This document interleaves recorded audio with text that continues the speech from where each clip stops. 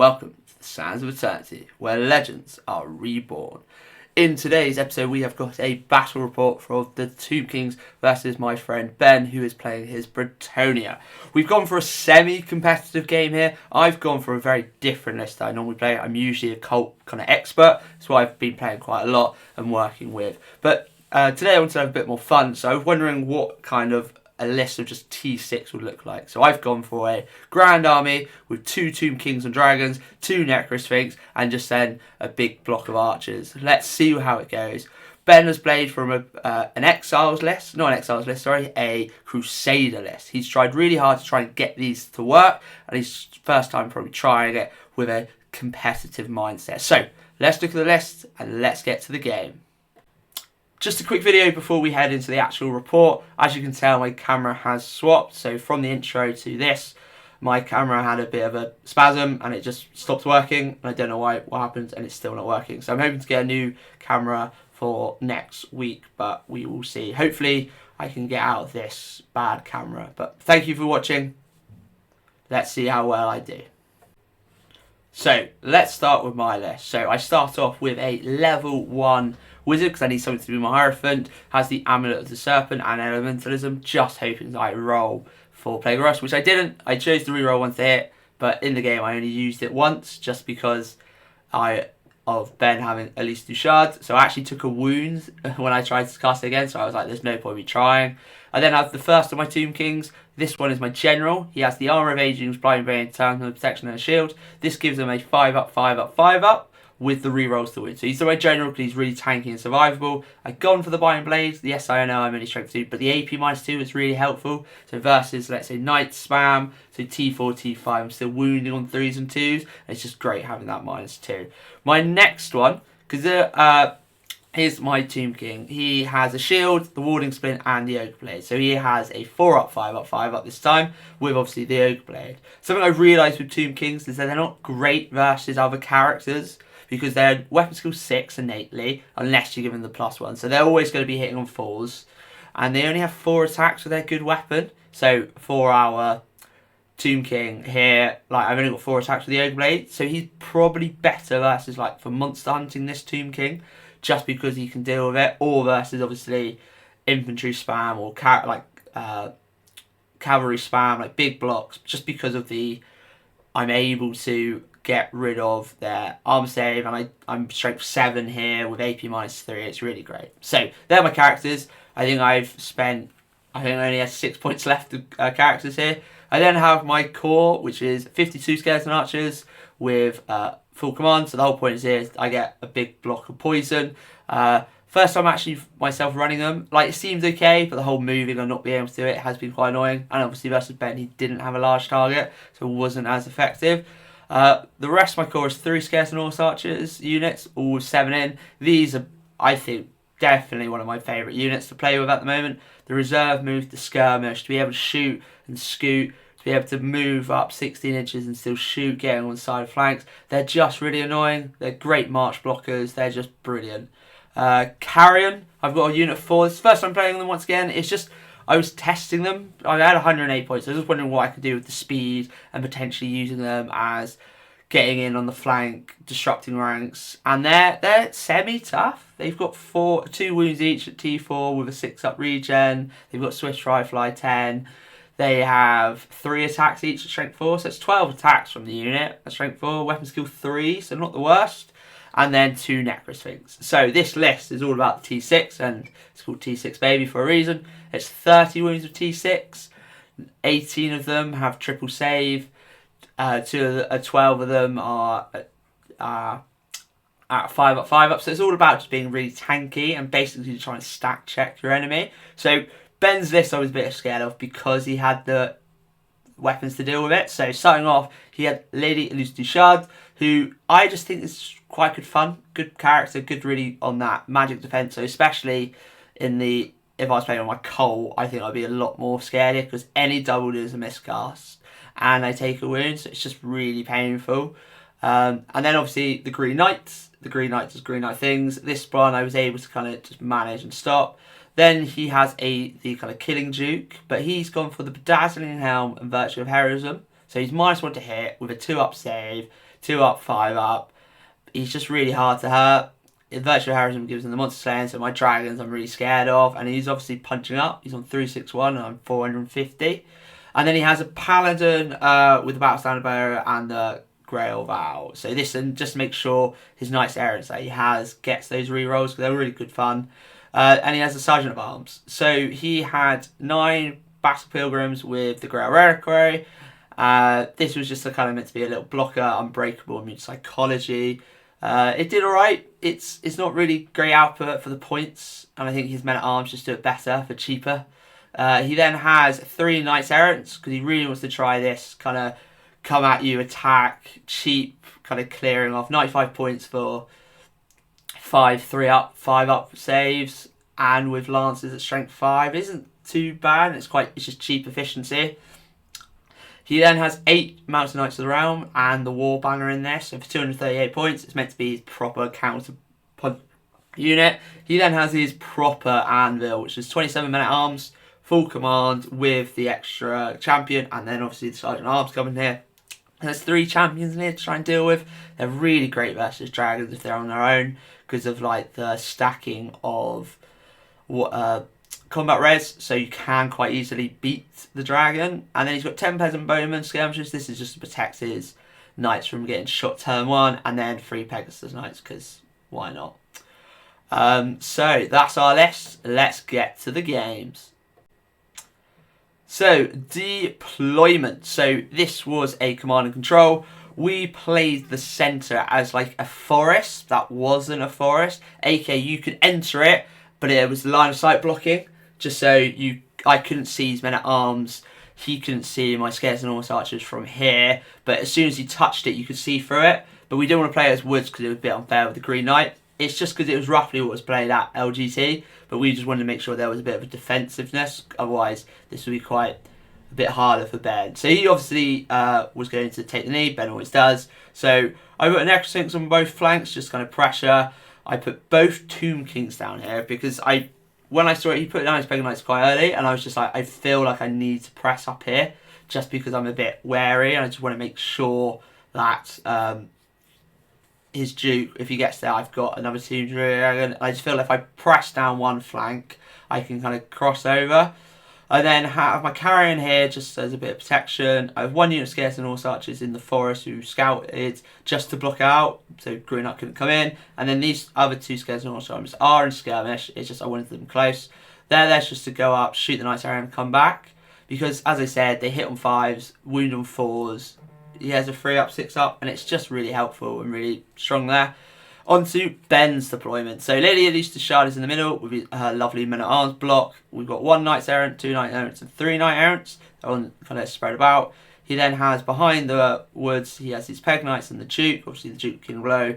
Actually, that's a lie. I put down my Tomb Kings first, and then the Duke was like, I'm going after those Tomb Kings. I want to get some T6 monsters, so it was quite scary. He has Peasant Bowman blocking the Mountain Knights of the Realm, just so my Scares and Blob can't get into him. And then he's got the Battle Pilgrims there. So he's kind of got an anvil, and then quite a few hitting units there. So I knew I was getting turn 1 because I knew he was going to kneel, just so I was prepared. My idea was going to press down the right flank, press down the left flank with this 1 Necro Sphinx to deal with these Knights Errant, and then with the Scares and Horse Archers, just pick away at this flank slowly. Just take off a couple wounds here and there, bring things down, and then come across the right hand side. And with the Scares and Archers, whole point is hopefully he'll move up. I'm in range. I get about 30 shots and just praying for the 6s kind of thing. And we'll see how that gets to. So that's deployment. So now let's get on to turn 1 and let's see how the Tomb Kings do. So on to my turn 1. So if we have a look here, all I've done on my right side is just pressurised up. So I did some measurements. His Peg Knights can see from down here. So I measured the 20 away, no, the 19 away, because of he has them as impetuous because of the Errantry Crusade. So I made sure I was just like 18.9 away, so he would have to declare the charge into the dragon if he failed impetuous. Because I was thinking, if I can clear off these Pegasus Knights, my dragon can overrun. I can get to a position to kind of flank around. Same again with my Necro Sphinx for these knights here. I was a bit more afraid of the Peg Knights going to the Necro Sphinx, but I feel like he could have dealt with the Knights Errant. Over on the left hand side, I've kind of done the same with the Necrosphinx here. Got into a position where he most likely is going to charge, even if he passes his Impetuous here, to try and deal with the Necrosphinx, maybe not. But it's this idea that if he does charge and I kill, I can overrun into a position over here to help me push over. Skeleton Horse Archers, they kind of move up, they take some pop shots, only kill one guy here. These guys here did come out, shoot, and then came back, but we just left them where they were, just because there was no point. My lovely Skeleton Blob, I kind of moved them and shimmied them a bit. Shot out some Peasant Bowmen, only killed one. So not a lot in the turn one, okay? It's just more staging and preparing. Okay, then onto Ben's turn 1. So, as I thought, Ben's lovely Knights Errant here failed the Impetuous test. They came into the Necrosphinx. Necrosphinx dealt with him, overran, reformed. So I was like, oh, I'm in a position here where I can hit these Battle Pilgrims. So the Battle Pilgrims come up, Men-at-Arms come up. He's moved away his Peg Knights. He did pass his Impetuous just because he was probably, I think, a bit afraid from the dragons. His lovely Knights Errant kind of fell back a bit. So he's kind of just staged a bit over here. The big threat was this Pegasus Knight. Duke on Pegasus here with what's thrown in between the two dragons. I kind of knew this was coming, but I was hoping that maybe if I just swing around, he's kind of preoccupied, and maybe I can make a charge. So not a lot has happened once again on his turn, just a lot more positioning. So I've got a lovely Necrosphinx here. I've got some Skeleton Horse Archers, hopefully to deal with the Knights Errant here. And then I'm just going to pressure up here. So turn 1, not a lot of action, just a lot of staging. Let's see what happens in turn 2. So my turn 2, my Necrosphinx comes down, hits them, kills quite a few of them, but obviously because they're unbreakable, they kind of he loses unbreakable because I do kill his Paladin, which is in these Battle Pilgrims, because he loses the Grail Bow. So he fallbacks in good order using Stubborn, and then so he's able to reform into the front of my Tomb King, of my Necrosphinx. So Necrosphinx follows up, because why not? Carry on, just push up here, trying to feel like deal kind of an issue here. My Tomb Dragon here goes into his Knights of the Realm. He counter charges, because I did the movement just to make sure I can get in. I kill them. Well, he challenges out. I obviously win by combat rares. He then goes and fails his leadership test. He rolls an 8, and then he's got a veteran, so we re-rolled it, but at the end of the game we realised he wasn't allowed to because it's a break test. He failed it, rolled 7, and it was just enough to get off the board, because I was like, I won't reform. I saw him roll the dice, and I was like, we've realised that he was actually coming in this angle rather than this angle. This Tomb King, I've just got into a position, and I used the initiative here, that if he did charge me, I would technically fight before him, because I've got 7, so I'm initiative 7. He's an inch away, so if he charged in, I would be able to hit him first, maybe kill him off. My Necrosphinx pushes up again, once again, to annoy these Knights Errant, because I think I can deal with the Knights Errant. As I say, Skeletons and Horse Archers do what they do best. They plinks off another 2 wounds, or wounds of 2.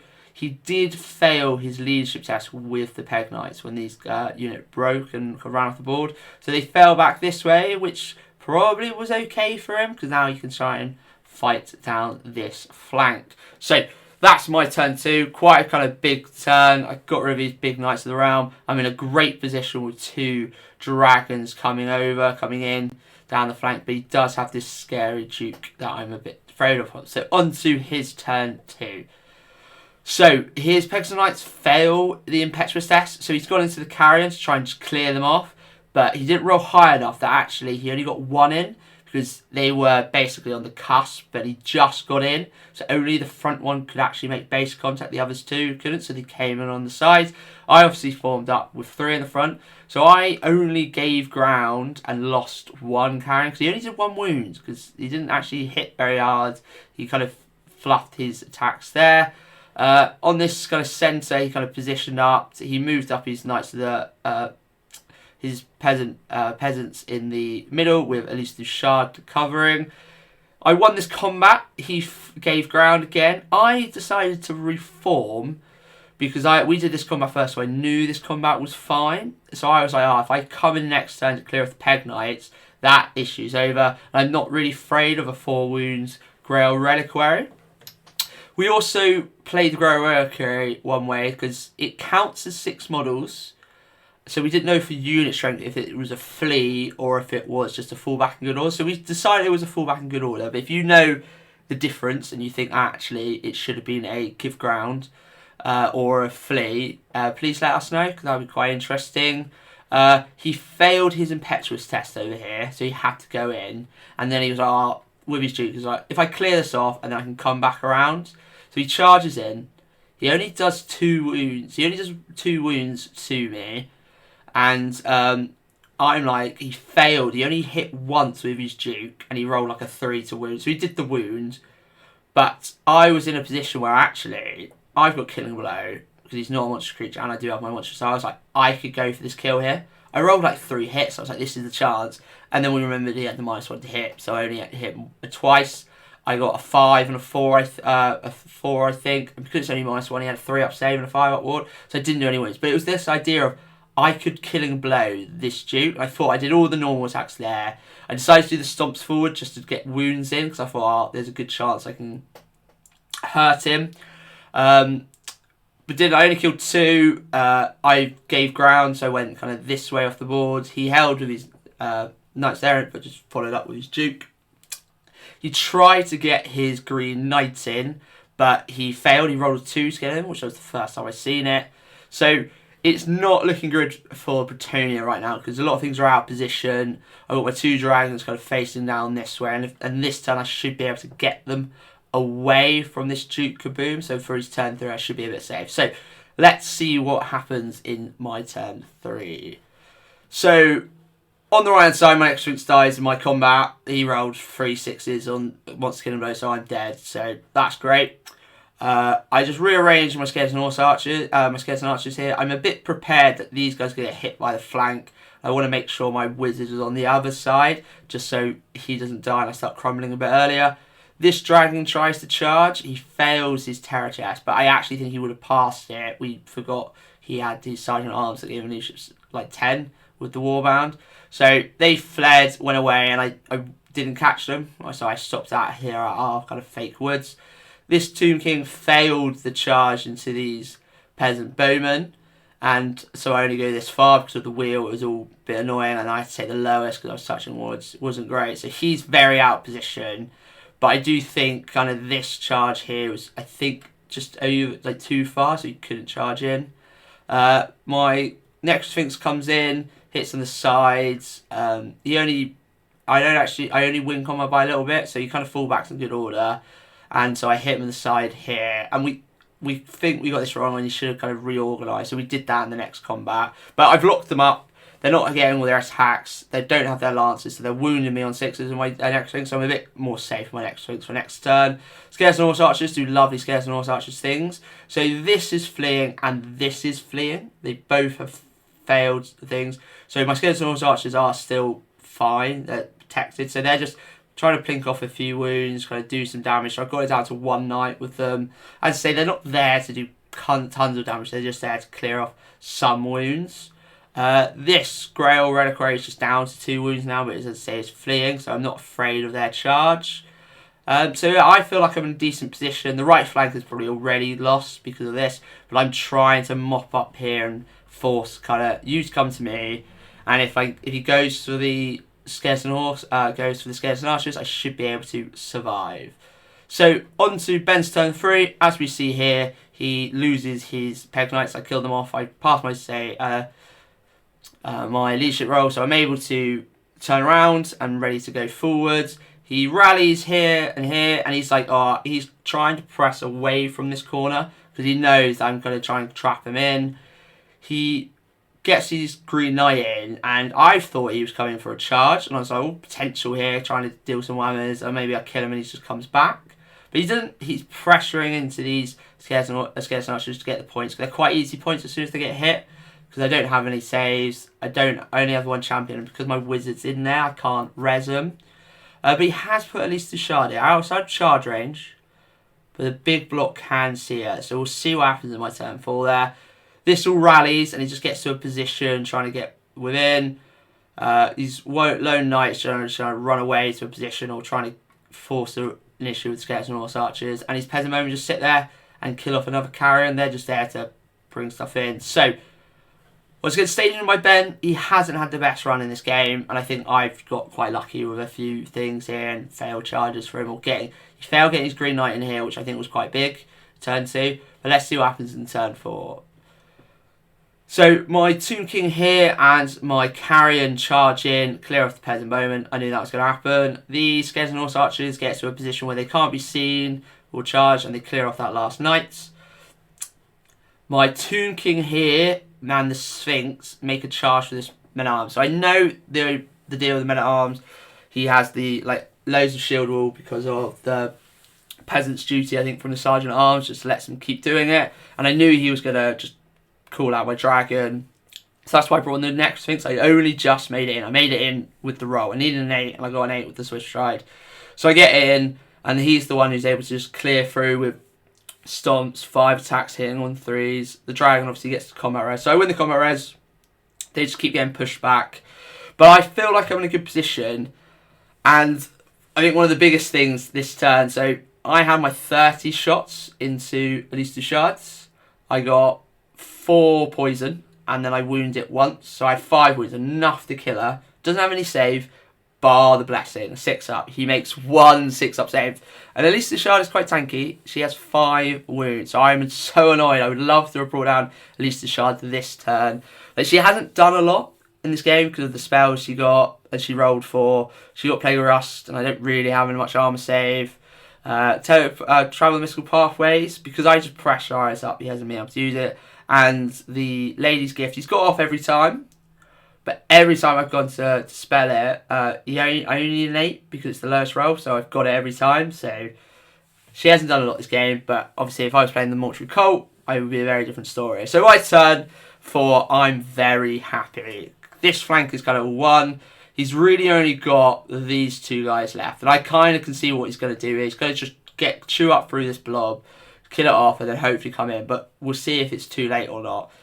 So into Ben's turn 4, I clear off some of this here, kill off a load here. Why did she Elise du Shards die in his turn? I don't remember that happening.